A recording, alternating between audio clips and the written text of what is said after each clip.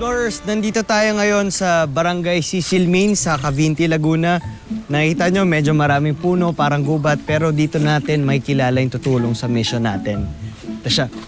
Siya si Ronald Ramos, hepe sa Barangay Tibatib.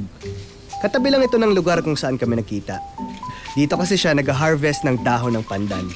Madalas, mga babae raw ang nag-harvest ng dahon ng pandan. Pero si Kuya Ronald, tulad ng maraming residente dito, marunong din ng gawaing ito na itinuro sa kanila nung bata pa sila. Kaya tamang-tama na siya ang magturo sa atin kung paano mag-ani ng dahon na ginagamit sa paggawa ng sambalilo. Saan ho gawa itong sombrero ko? Dito po yan, dito. Yung ginagawa ko. Itong dahon na to, itong pandan. Ganito ang farm ng OG na pandan. Hindi ito tulad ng farm sa bukid. Mas mukha itong jungle.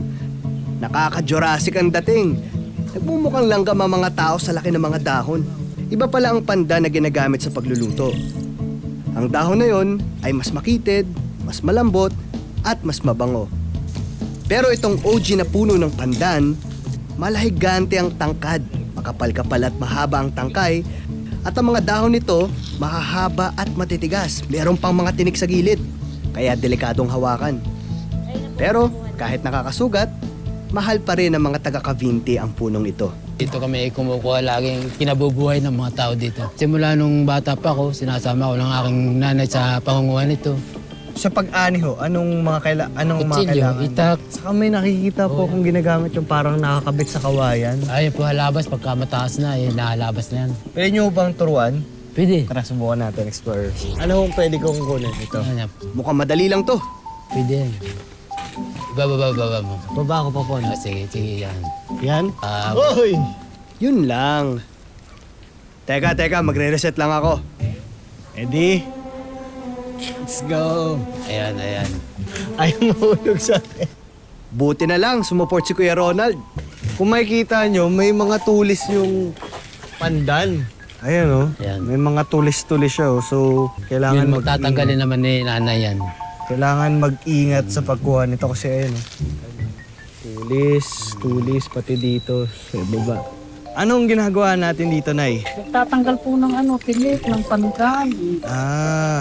Si Nanay Mili ang magtuturo sa akin kung paano magtanggal ng tinik sa dahon ng pandan. At alam niyo ba, 35 years niya na itong ginagawa. Pro na pro. Explorers, safety tips sa pagtanggal ng mga tinik, kailangan magsuot ng gloves para hindi masugatan. Kailangan din may eksperto na aalalay sa inyo, lalo na sa paghawak ng matulis na bagay. Paano po to? Oo nga, matulis nga. Yan po yan. Dulo lang po dapat. Galing, di ba? Galing nga. Tapos, explorers, dapat yung talim, dapat away sa inyo. Tapos yung habas nyo, palayo. Bagong skills na naman ang kailangan dito. Kumbaga sa gaming, new skill unlocked. Paano po to? Ganyan? Kapal-kapal ang puno. Buti na lang, veteran ang coach ko. Yan. At ito medyo mahirap sa gitna. Sinubukan kong mag-shortcut. Pwede ba yan? Natatanggal. Dapat ganyan kakapal. Galing ba, ate? Hindi, galing nyo po magturo. Pagkatapos ho nito, ano ang gagawin dito? Babaakin, gaganihin po. Hahatiin po sila sa dalawa. Hahatiin sa dalawa, sa gitna po. Ito po. Bakit ang kapal pa po ng sa akin? Paano? Ba't ganun? Ba't ang kaiba po yung sa atin? At pag nahati na sa gitna yung dahon, hahatiin pa ulit ito hanggang sa makagawa ka ng 4 na strip sa bawat dahon. Satisfying nung paghiwa ng mga tinik. Sarap sa tenga. At bago ang next step, Salamat po sa pagtuturo sa akin. Kaya Ronald, ano ang gagawin natin? Tatalian natin para madala na natin. Sige, ako subukan ko magtali. yung dahon din ang pinangtatali kasi matibay rin ito. Kita nyo naman, hanggang sa dulo, napaka-generous ni Kuya Ronald sa pagtuturo sa akin. Pero, hindi lang bagong kaalaman ang binigay niya sa akin.